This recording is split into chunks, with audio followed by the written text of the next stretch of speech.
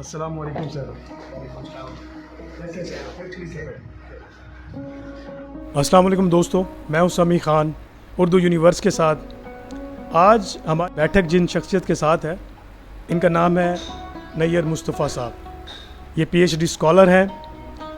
ये क्या करते हैं, कौन है, इनकी ज़िंदगी के बारे में एक छोटी सी रिपोर्ट तरतीब दी है, वो देखते हैं, फिर वापस आते हैं इंशाल्लाह। भाई तू बोल दो अपन उससे बात करने का। नहीं, तेरे को उससे बात करने का नहीं। भाई अपन से तेरी टेंशन नहीं देखी जाती। ए सर्किट, तू भी मामू है रे। उसके पास होंडा सिटी, अपन के पास होंडा 70। उसके पास बंगला और अपन साला कंगला। उसका बाप डॉक्टर, अपन का बाप डाकू।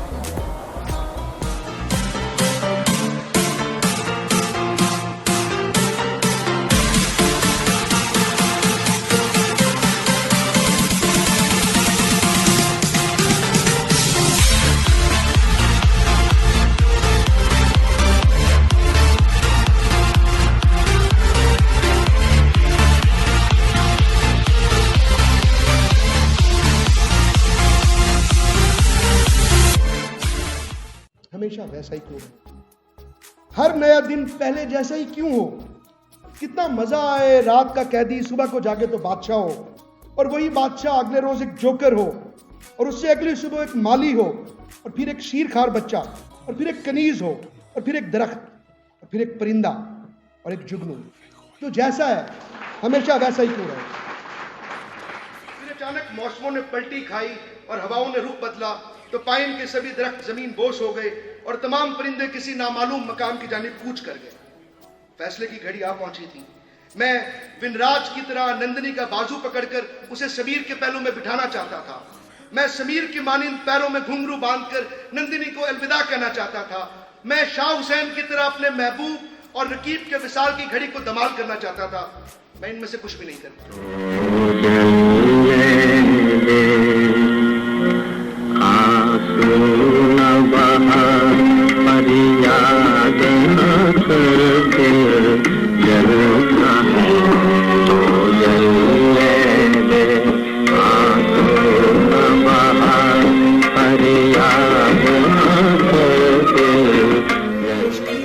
मैं आज जीना, मैं कल जी सा, तू मरवे से, तू मुकवे से, मैं वाला सा, मैं वालजी सा। रंग विच हाँ, मैं गुल विच हाँ, गुलशन दे वखरे फुल विच हाँ। रंग विच हाँ, मैं गुल विच हाँ, गुलशन दे वखरे फुल विच हाँ। मैं मरना नहीं, मैं मुकना नहीं, हर पल जी सा, पल पल जी सा। क्या बात है जी। कॉलेज लाइब्रेरी की किसी बुक शेल्फ में अब भी एनिमल फॉर्म का वो नुस्खा ज़रूर मौजूद होगा, जिसे पूरा पढ़ लेने के बाद तकमील के किसी एहसास से सरशार होकर मैंने नावल के इख्तितामी सफ़े पर अपने दस्तखत कर डाले थे। क्या अब भी गवाल मंडी में कुदास पैरा हमारा इंतजार करता होगा? बागे जिना के दालानों में हमारे कदमों के निशान बाकी हैं, या वक्त की तेज़ आंधियों ने उन्हें हमेशा के लिए मिटा डाला? मैं यादों की धनक पर चलता हुआ वक्त से ज़रा पहले आ पहुंचा हूं, या बाकी लोग हमेशा की तरह देर कर चुके हैं? मशहूर डायलॉग है, यार ये तो किताबी बातें जी।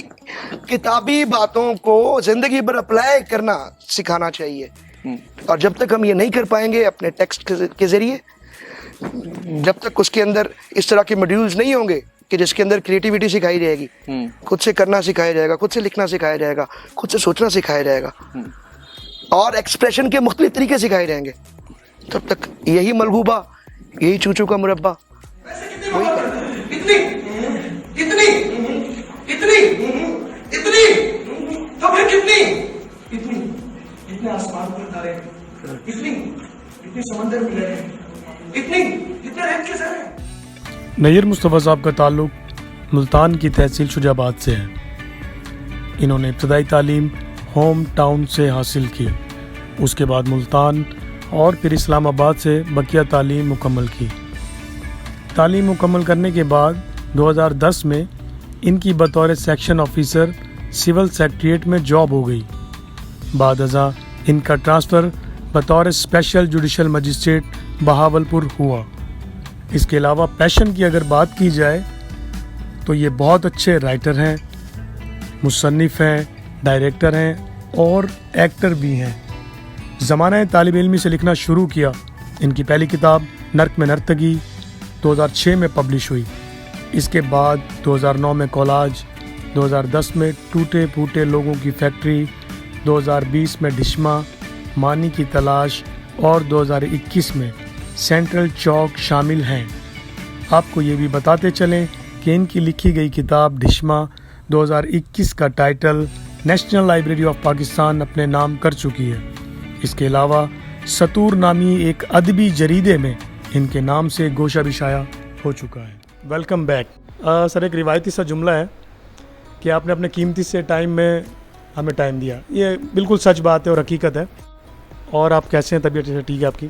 बिल्कुल ठीक। आपकी बात के जवाब में मैं ये कहना चाहूँगा कि कीमती वक्त का जो सबसे बेहतर इस्तेमाल हो सकता है इंसान का, वो मुकालमा है। तो मेरा वक्त कोई बहुत कीमती नहीं है, लेकिन इस वक्त हम जो एक्टिविटी कर रहे हैं, जो मुकालमा कर रहे हैं, शायद इससे कीमती और कुछ ना हो। बिल्कुल, सार्फिन को बहुत कुछ सीखने को मिलेगा और मेरे इल्म में भी इससे इजाफा होगा। सर, प्रोग्राम को आगे बढ़ाते हैं। आपकी शख्सियत से रिलेटेड कुछ सवालात हैं और आपका तजर्बा भी इससे थोड़ा सा हमें सीखने को भी मिलेगा। शायर हो या कॉलम निगार, मुसन्निफ, अफसाना निगार, इन सब के पीछे एक अंदाजे के मुताबिक इश्क मिजाजी या इश्क हकीकी की वजूहात मिलती हैं। आपकी ज़िंदगी इश्क मिजाजी या इश्क हकीकी से मंसूब है? सवाल आपका जो है ये बड़ा लोडेड है। मुझे नहीं पता कि इश्क मिजाजी क्या होता है, मुझे नहीं पता कि इश्क हकीकी क्या होता है, लेकिन मोहब्बत मैं समझता हूँ कि इंसान की सबसे बड़ी ड्राइविंग फोर्स है। और मोहब्बत वो चीज़ है जो पतंगे को रोशनी जैसी हकीर चीज़ के गिर्द उड़ाए फिरती है। तो बस मैं अपने आप को एक पतंगे की मिसाल देखता हूँ। मोहब्बत मुझे भी रोशनी के गिर्द उसी पतंगे की तरह उड़ाए फिरती है। इश्क हकीकी और इश्क मजाजी तो शायद बहुत दूर की मंजिल है। मैं तो अभी जहाँ पर हूँ वहाँ से मुझे उनकी गर्द भी नज़र नहीं आती। ज़बरदस्त सर, आपको बहुत मज़ा आने वाला है। मज़ीद प्रोग्राम को आगे बढ़ाते हैं और एक सवाल को मज़ीद ऐड करते हैं। सर, आपका ताल्लुक़ शुजाबाद से है। शुजाबाद की एक माँ ने एक बच्चे को जन्म दिया जो शाकिर शुजाबादी के नाम से मशहूर हुए। उनकी ज़ाहिर शायरी उनकी पहचान बनी। हम लोग या सिस्टम, इसमें मैं और आप भी शामिल हैं सर, हम अपने इस कीमती असासे की कदर क्यों नहीं करते? क्यों हम इनको बेयारो मददगार छोड़ देते हैं?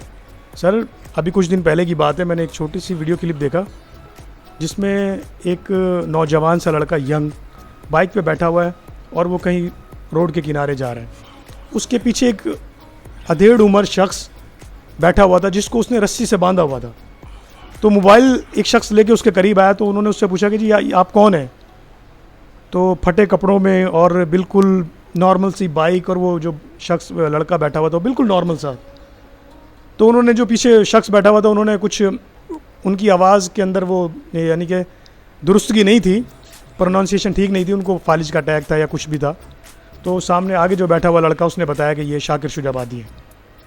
तो सर, मैं आपको हकीकत में ये बात बता रहा हूँ, उस वक्त मेरी आंखों में आंसू उतर आए। हम ऐसे कीमती असासे को सर क्यों ज़ाया करते हैं? क्यों इनका कोई पुरसान हाल क्यों नहीं है सर? इसको हमें दो सतह पे देखना होगा आपकी बात को। तीसरी दुनिया है, ये फ़नून लतीफ़ा की कोई भी शक्ल हो, वो अदाकारी हो, मुसव्विरी हो, वो शायरी हो, वो फ़िक्शन निगारी हो, तीसरी दुनिया उसको वक्त का ज़ियां समझती है। उसको लगता है कि ये इसके पीछे कोई मटीरियल चीज़ नहीं है, कोई मादी चीज़ नहीं है। वो एक बड़ा मशहूर एक इसके लिए लफ्ज़ इस्तेमाल होता है, लब्दा की है। तो लपता कुछ नहीं है इन चीज़ों से।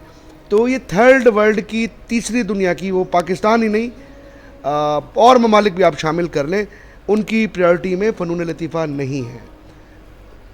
अब बात ये कि क्या ये होने चाहिए या नहीं होने चाहिए।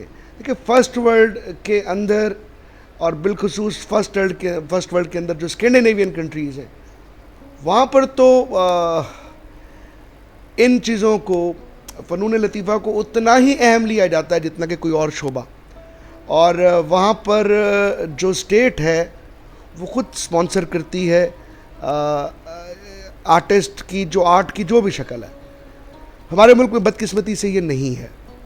जहाँ तक शाकिर शुजाबादी साहब का सिनेरियो है, शाकिर शुजाबादी मैं समझता हूँ उन कुछ खुशनसीब लोगों में से थे जिनके आर्ट को, जिनकी शायरी को, जिनके काम को ना सिर्फ आवाम ने सेलिब्रेट किया, ना सिर्फ आवाम उसके साथ जुड़ी, बल्कि रियासत के लेवल पर भी उनको तवज्जो दी गई। उनके लिए बहुत सारे वज़ाइफ का इंतज़ाम हुआ। जब जब वो बीमार हुए तब तब उनको प्रॉपर इलाज मुहैया किया गया।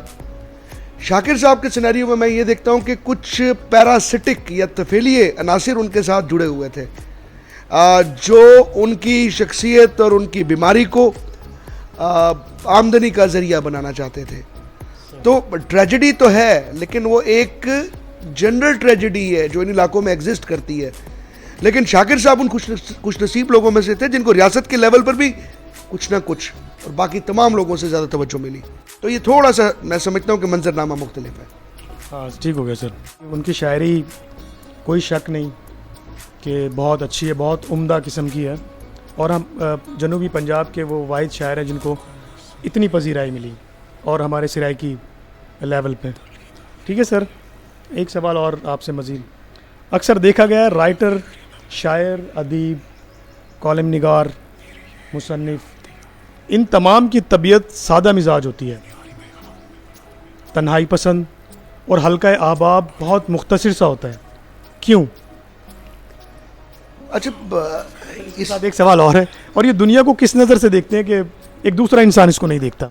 सवाल आपका बड़ा दिलचस्प है, लेकिन मैं समझता हूँ कि इसमें भी फिर अहद का जबर है। 60s-70s तक हम देखते हैं कि जो हमारा फ़िक्शन निगार, हमारा शायर, हमारा सहाफ़ी, एक तो ये कि सब किसी न किसी आदर्श के साथ वाबस्ता थे और वो आदर्श उनको जोड़ देता था अवाम की मुख्तलिफ़ परतों के साथ। तो ये ज़्यादातर लोग उस अहद के अवाम में से थे और अवाम के साथ ही रहते थे। फिर ये जो एक एलियनेशन का दौर शुरू हुआ, फिर एक तन्हाई का दौर शुरू हुआ दुनिया भर में भी, और पाकिस्तान में तो खैर इसके शुरू होने की बहुत सारी वजूहत थी, जिनमें आप दो माशाल्लाह एक अहम वजह आप करार दे सकते हैं। सियासत जो है वो उसको गाली बना दिया गया और वो जो मिडिल क्लास थी फ़खरी अंदाज में वो सियासत से दस्तबरदार हो गए, उन्होंने अपनी ज़िंदगी से सियासत को निकाल दिया। तो इस सब का नतीजा ये निकला कि उस अहद का दानिश्वर ड्राइंग रूम तक महदूद हो गया, वो अपनी तन्हाई के साथ महदूद हो गया, उसका अवाम के साथ रिश्ता टूट गया, उसका ख़ुद अपने साथ भी रिश्ता टूट गया। तो मैं तो ये समझता हूँ कि ये कोई अच्छी बात नहीं है। कोई भी आर्टिस्ट अवाम से है, वो अवाम के लिए लिखता है, उसने अवाम से मुकालमा करना है। उस मुकालमा करने के अमल में थोड़ी देर तना रहना कुछ और चीज़ है, लेकिन मुकालमा तर्क कर देना, ख़ुद कलामी में रहना, ख़ुद को अवाम से, अवाम के मसाइल से मुख्तलिफ समझना, मैं नहीं समझता ये दानिश्वर का, ये तख्लीक़कार का वतीरा होना चाहिए। आपके पहले सवाल का तो ये जवाब हो गया। अच्छा, सादा आदमी वो बिल्कुल नहीं होता। मुमकिन है वो अपने आउटलुक में, पहनावे में हमें सादा दिखाई दे, सादा मिजाज सर में मुमकिन है वो हमें अपने मिजाज में भी सादा दिखाई दे, लेकिन जितना मैं इन अफराद को जानता हूँ और जितना मैं इस तबके के साथ खुद उसका एक हिस्सा होते हुए इनके साथ मुकालमे में हूँ, मेरे ख्याल में तो बड़े पेचीदा लोग हैं। तह दर तह रहते हैं और तह दर तह खुलते हैं। जवाब के साथ साथ आप उनको प्रोटेक्ट भी कर रहे हैं।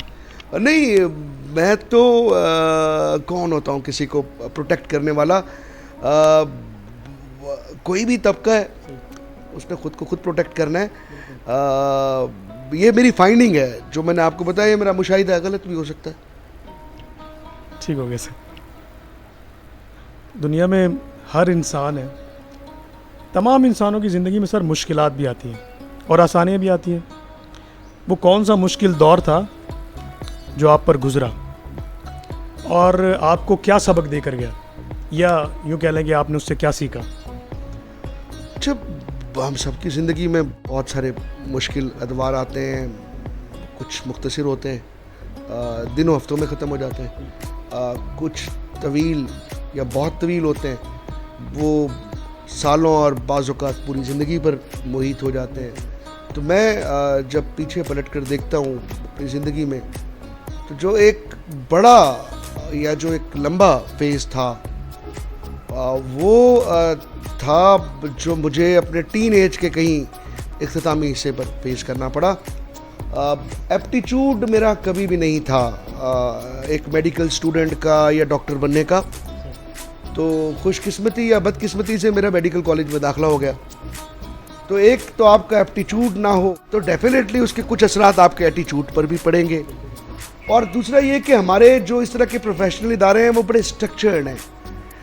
हमारा उस्ताद, इन इदारों का, प्रोफेशनल इदारों का उस्ताद, हमें समझने में गलती होती है। वो उस्ताद नहीं होता, वो असल में बॉस होता है। और बसा औक़ात उस्ताद के मुगालते में, उस्ताद के प्यार भरे तमाचे के मुगालते में हम बास की लात खा बैठते हैं। तो ये तमाम चीज़ें, एटीट्यूड ना होना, एप्टीट्यूड ना होना, सिस्टम को समझने में गलती करना और ख़ुद अपनी काम चोरी। तो मैं 2 ही साल में उस मेडिकल कॉलेज से एक्सपेल हो गया। अच्छा, दाखिला तो कोई बड़ी चीज़ नहीं था, लेकिन एक्सपेल्शन एक बहुत बड़ी चीज़ साबित हुआ, क्योंकि अब मुझसे जुड़े लोग, मेरा समाजी ग्रुप, दुनिया, मेरी दुनिया, वो मुझे एक मेडिकल स्टूडेंट, एक डॉक्टर के तौर पे देख रही थी और वो मेरे लिए चीज़ें तय कर चुकी थी। तो जब मैं वहाँ से निकला तो उनको लगा कि there is a dead man walking, ये तो एक लाश है जो चल फिर रही है, और ये कि ज़िंदगी में तो अब इसने और क्या करना है। वो जो एक इसको रास्ता मिला था उससे भी ये भटक कर खंदक में जा गिरा है। तो एक मुश्किल दौर था बहुत सारे हवालों से। इसमें एक समाजी तंज, ताने, वो जो एक कर्ज होता है, ये सब मैंने देखा। लेकिन मेरे पास एक चीज़ थी और मुझे खुशी है कि वो चीज़ हमेशा मेरे पास रही है। वो थी खुद एतमादी। इस सारे फेज़ में जो बज़ाहिर डार्क नज़र आता था, मुझे ये फिक्र नहीं थी कि मैं क्या करूँगा। मतलब मैं यहाँ से अब निकल गया हूँ, तो मैं अच्छा भला डॉक्टर बन रहा था और अब मैं नहीं बनूँगा तो मैं क्या करूँगा, ये परेशानी मुझे कभी नहीं रही। मुझे था कि मैं अपनी ज़िंदगी के साथ कुछ ना कुछ अच्छा कर लूँगा, लेकिन अपने समाज के साथ, अपने दाएं बाएं के साथ डील करने में मुझे वाकई बहुत सा वक्त लगा। सर, मैंने आपकी वीडियोस देखी हैं, छोटे छोटे शॉर्ट क्लिप्स। जुस्तजू, लगन और तंदही से किरदार की गहराइयों में डूबकर अपने आर्ट को आपने अमली जामा पहना है। मिले गए बदले में मिले गए से रिवॉर्ड से मुतमईन हैं, और अगर हैं तो किस हद तक हैं? रिवॉर्ड मैं चाहूँगा कि ना इसको आप वाजे कर दें। रिवॉर्ड 2 तरह का होता है ना। रिवॉर्ड से मुराद सर, एक तो है आपकी सेटिस्फेक्शन, और दूसरा क्या आपके आर्ट को, जो आपका एक पैशन था, जो आपका नेचुरल जिसको कहते हैं सर, वो आपके अंदर एक चीज़ थी। मेरे ख्याल में आप राइटर भी हैं और प्रोड्यूसर भी हैं और डायरेक्टर भी हैं। ये तमाम चीज़ें मतलब क्वालिटी, इसमें सबसे रिवार्ड से मुराद ये कि आपको पजीराई उस हद तक मिली जो आपके, जितनी आपने मेहनत की। थैंक यू वेरी मच, आपने सवाल वाजे कर दिया। इसको मगर दोनों सतहों पर ही देखने की कोशिश करते हैं। पहला तो वो जो आपका था ना, वो राइटर, डायरेक्टर, प्रोड्यूसर वाला, तो वो कहते हैं ना, सियाने कहते हैं, जो सब कुछ होता है वो कुछ भी नहीं होता। तो वो जो जैक ऑफ ऑल ट्रेड्स होता है वो मास्टर ऑफ नन होता है, और मैं तो अभी जैक ऑफ ऑल ट्रेड्स भी नहीं हूँ, जैक ऑफ सम ट्रेड्स हूँ। पहली चीज़ आपने खुद वाजे कर दी, वो है इंटरनल रिवॉर्ड। वो जो अंदरूनी पजीराई है, जो खुद आपके अपनी ज़ात से स्टेम करती है, आपकी अपनी ज़ात से बाहर निकलती है, जो वो तो बहुत है मेरे पास। वो तो सर आपके काम से नज़र आते हैं। मैं नेचुरल था, बहुत कम उम्र में मैंने लिखना शुरू किया, अपने लिखे को एंजॉय किया, रवां था। मुझे कभी भी वो जैसे राइटर्स ब्लॉक कहते हैं, उस कैफियत से नहीं दो चार होना पड़ा। लेकिन उसके साथ ही एक एडिटर मैंने अपना बहाल किया जो मेरे पास नहीं था, और उस एडिटर ने ही मुझे इंटरनल सेटिस्फेक्शन के रास्ते तक पहुंचाया, क्योंकि इस एडिटर ने उस राइटर की तहरीरों को उसने अगर 1 घंटे में एक तहरीर लिखी थी तो इसने उसके ऊपर 15 दिन लगाए। तो वो जो एक फ्लो था, जो एक फितरी भाव था, वो जब इस मेहनत के प्रोसेस से कहीं गुजरा तो उससे मुझे वाकई एक सेटिस्फेक्शन आई है। मुझे ये एहसास आया है एक अंदर से, वो जिसे सेल्फ रिवॉर्ड कहते हैं, कि मैं जो कुछ कर सकता था अभी तक वो मैंने कर लिया। अच्छा, दूसरी चीज़ है एक्सटर्नल रिवॉर्ड। समाज आपको कैसे रिवॉर्ड करता है? सच बताऊं तो अभी तो मैं खुद वो जो अपने रक्स में इतना मस्त हूँ, और ये जो बांसुरी बज रही है अंदर ही अंदर, ये मुझे इतना लुत्फ ये रखती है कि मुझे ये देखने या सोचने का वक्त ही नहीं मिला कि समाज इसको कैसे रिवॉर्ड करता है। और मेरी दुआ है कि ये जो सरमस्ती है, सरशारी है, ये जो मौसीकी बज रही है, ये जो मस्ती है, ऐसे जारी रहे। मुझे कभी बाहर निकल कर ये ना देखना पड़े कि एक्सटर्नल रिवॉर्ड क्या चीज़ होता है और वो मिल रहा है कि नहीं मिल रहा। सर माशाल्लाह, बहुत अच्छा लगा आपसे गुफ्तगू करके।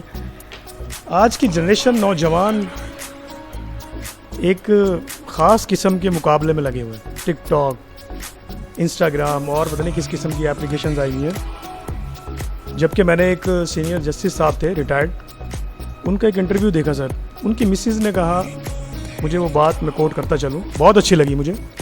उन्होंने कहा ये कायनात सर एक रिदम में चल रही है, तो हमारा जो ख़ास रिदम अल्लाह ताला ने हमें अता किया है ना, तो अगर उसी में हम चलेंगे तो इंशाल्लाह बहुत आगे जाएंगे। और जो हमारा पर्सनल टेस्ट है, जो पैशन समझ लें, तो आप इस बात से किस हद तक इत्तफाक करते हैं? और दूसरा, दोनों सवालों के आजकल के नौजवानों के लिए कोई पैगाम? अच्छा, वो आप ही की बात से दोनों बातें जुड़ी हुई हैं। पहली भी नौजवानों से मुतालिक है। अब आपको ये लगा कि ये एक मुकाबले की जो एक फ़िज़ा है इंस्टाग्राम पे और टिकटॉक पे, तो ये नौजवानों को कहाँ लेके जा रही है? और ये कि क्या इससे जो इंटरनल रिदम है कायनात का, वो तो तबाह नहीं हो रहा। और अच्छा, मेरा टेक थोड़ा सा इस पर भी मुख्तलिफ है। हर दौर के नौजवान कुछ ना कुछ नया करते हैं, और हर अहद के बुज़ुर्ग उनको आवारा और इखलाक बाख्ता और रास्ते से हटा हुआ समझते हैं। तो ये तो एक ना ख़त्म होने वाला चूहे बिल्ली का खेल है और जारी रहेगा। अच्छा, इससे नहीं डरना चाहिए। नौजवान कुछ भी नया कर रहा है, आर्ट की कोई भी नई शक्ल इख्तियार कर रहा है। इस अहद का मसला है इंस्टेंट ग्रेटिफिकेशन, इस अहद का मसला है पैरोडी, इस अहद का, जिस अहद में हम जी रहे हैं। तो यहाँ पे जो काम करना चाहिए ये कि वो पैरोडी से चीज़ों को वापस ओरिजिनलिटी की तरफ धकेलना चाहिए, और इंस्टेंट ग्रेटिफिकेशन की जगह पर वो अल्टरनेटिव या मुतबादिल फराहम करने चाहिए जिससे वो चीज़ें कुछ गहराई की तरफ जाएँ। बाकी नौजवान ठीक कर रहे हैं, और नौजवानों के लिए मेरा पैगाम यही है, जो कर रहे हो आप लोग ठीक कर रहे हो, मगर चीज़ों को ज़रा ज़्यादा गहराई से, ज़रा ज़्यादा सच्चाई से, और थोड़ा अपने मन में डूब कर। थैंक यू, बहुत शुक्रिया। मिलते हैं एक नए टॉपिक के साथ दोबारा, इंशाल्लाह मुलाकात होगी आपसे। तब तक के लिए अल्लाह हाफिज़। पाकिस्तान जिंदाबाद।